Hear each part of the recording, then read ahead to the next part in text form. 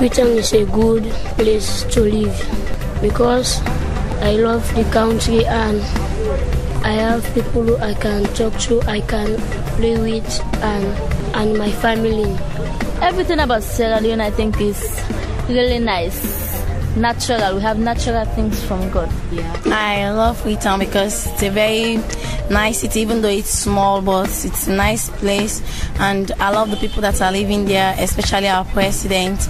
And I love the schools in Sierra Leone. I love everything about Freetown. I like to be a doctor in the future because I see many diseases are coming up, and I like to help poor people. I would like to be an accountant because I see that in our nation, although Sierra Leone is nice, but I find out that there are lots of corruption everywhere. And so I would like to be in the place, a leader tomorrow in the future that will put an end to all this corruption happening in our country. I wish that our country should be a beautiful country and all West Africa countries should be in peace and use the same money. I've had an amazing 12 days because I had a sense, or like I did know that some of my family were from Sierra Leone, but I'd never met them before, and my mum had never met them before. And during this trip I managed to track down and meet my aunties and very extended family. It seems there are probably hundreds of them around. And all this from an address? All this from an address from a letter written 20 years ago. Yeah, it's amazing. In Africa, well, here, Sierra Leone, you seem to be able to find people quite quickly.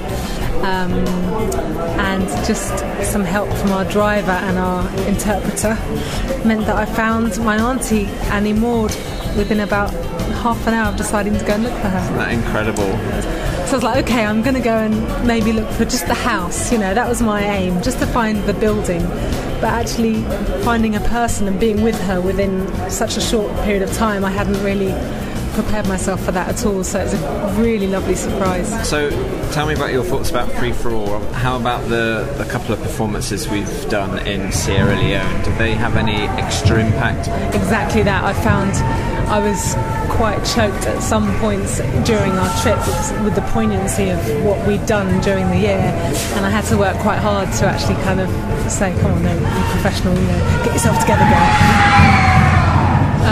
Because it was very powerful, and we were talking about Freetown, and suddenly we were standing in Freetown Cathedral singing Freetown with, you know, 150 kids who had wonderful voices, and it just felt very right to be here in this space, in this place, doing it, not keeping it all to ourselves in England.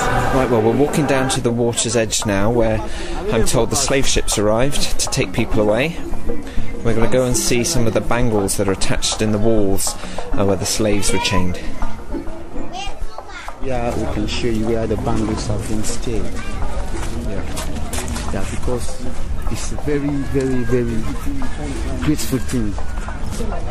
Now you can go and see where the slavery bangles have been stayed. Yeah. So now we can go in now to the tunnel and use this way. This is the side that when the boats come and slam here, when they come and visit people here to pay slave, pass them downstairs and go to the tunnel. When you reach the tunnel, stay them cool from here, loose them from the chain, and board them in the boat. From the tunnel? Yeah, here you can see the tunnel. Everything you can stop till you can see the reality. Right, well, apparently we're going to go and see some tunnels now where the slaves were led through just before they got onto the ships. But this is the right side. You can see the tunnel.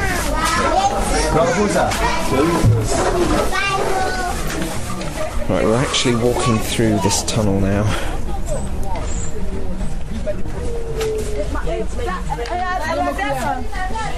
Okay, we're at the other side. It was quite scary. I'm now walking through a market here where lots of people are selling things.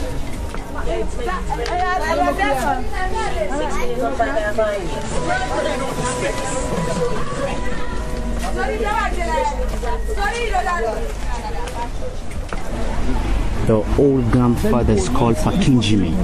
Is the name of the whole, Pakinjimi. It's called Pakinjimi. So when the boats come, they will slam here and wait for, then call Pakinjimi. When Pakinjimi come downstairs, it's all the white people say that, oh, we have a lot of slaves here. So when Pakinjimi go with the one that can buy the slaves, that the white people, and go with them here. From here, then took some of them, then pass from the side where we have come here to stable them in the tunnel. From there, when then pull them from the chain and board them in the boat and ride away.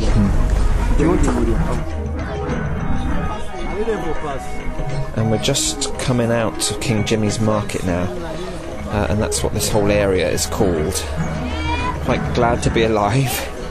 And we had Nash here to show us through. Thank you, Nash. Thank you very much. Your guided tour. Yeah. It was really good. No problem. It's really good. Thank you very much. Well, I was born in the southern province.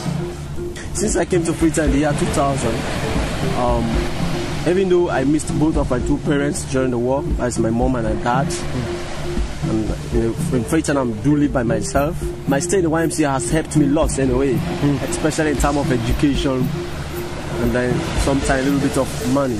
Yeah. I mean, how do you see the future? Do you see that history having any bearing on the future? Well, in anything, sometimes there are disadvantages and advantages. Even in terms of civil war in Sierra Leone, it's very bad, but it created a kind of good impact anyway. Like now, most of the villages, they have schools has been established by the past governments. Education has somehow improved in Sierra Leone after the war. But before the war, sometimes people just do stop at the 5th form, 4th form, 3rd form. But now, after this war, people are eager to learn. I can say I'm one of them. Yeah. I'm so eager to learn. We in Sierra Leone have lots of fantastic beaches.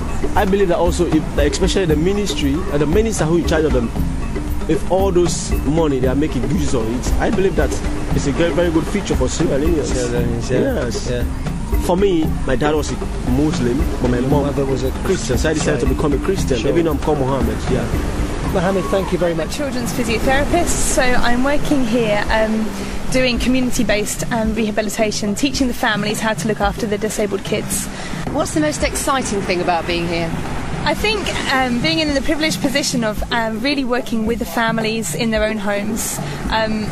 I don't have a rehab centre, I don't have a place where they travel to me because I just can't afford to come to a centre. So it's a real joy to walk through the communities, go into people's homes, sit with them in their on their sofas in their front rooms, on their verandas, and really get alongside the families where they're at, rather than any false environment or in a very Western environment here in Africa. I'm right in the middle of Africa, in the middle of the communities, and I love it. The children are great, and the families are always very welcoming towards me. So I'll just tell you a quick story about Ola. Ola is a little boy who has quad cerebral palsy, so he has problems with moving his all 4 limbs and his body. And I found him in a government hospital. Someone had told me about him, so I went off to find him. And he was a 3, possibly 4-year-old boy, we didn't know his age, who had been abandoned at the government hospital for over a year, and they hadn't been able to find him a home because of his disability. So I started treating him in the hospital and worked with him. And it just was a very sad, sorry state to be found in. And it tore me to pieces every time I had to leave him, but I knew I had to leave him because they wouldn't have let me take him from the hospital. So I found him a home. Now all the other kids in the orphanage had made a big party, were playing drums, made up songs to welcome him, and had done posters to say, "Welcome home, Ola." His name is Ola. And he now sleeps in the girls' dorm. He has his own bed and his own mosquito net. He gets fed well, and he's got a one-on-one worker who loves him, cares for him, and he was just a boy that needed to be loved. He was a boy that needed to be picked up and cuddled and played with, and already we've seen improvements. They're small improvements, but at least he's in a home and a family now who loves him and who make him smile, and it's just made a world of difference in his life. And if all I do in my time here is affect one child like that, then that's worth it.